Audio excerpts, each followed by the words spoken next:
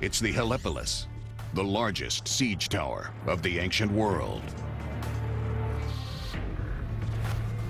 Siege towers had been used in battle since the 11th century BC.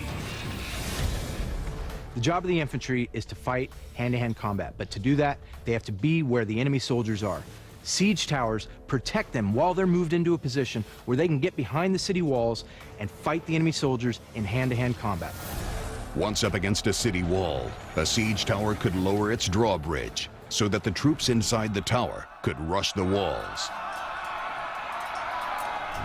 When the Macedonians were attacking the city of Rhodes in 305 BC, they decided to build the biggest siege tower of them all. The Helepolis was born, and it was massive. The Helepolis was a masterful feat of ancient construction. We believe it was about 140 feet tall, which is 9 stories, and 65 feet wide, and it would have weighed 180 tons. It was a monster. Helepolis is Greek for taker of cities. It had a giant wooden frame on wheels, covered with iron plates, with men inside shooting giant catapults. A massive 3,400 men were used to control the Heliopolis and to operate its many catapults. I mean, this was a huge operation. It took 200 men working the gearbox just to turn the wheels. This was a mobile fortress. It must have seemed unstoppable to the people of Rhodes. But there was a flaw. The whole operation relied on it moving smoothly, and for that, it needed firm ground. Basically, the only way to stop the Heliopolis was to flood the ground in front of the fortresses, turning into a soggy, muddy mess. The Heliopolis just couldn't handle that.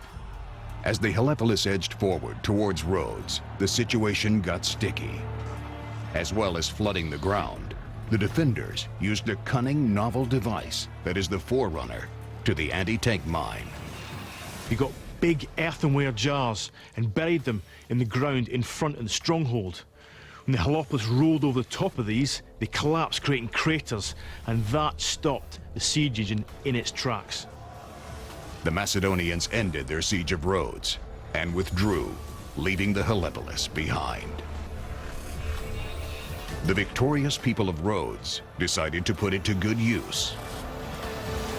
The Helepolis was so massive that when the battle was over, the victorious defenders were able to rip it apart and use its scrap material to build one of the 7 wonders of the ancient world, the Colossus of Rhodes.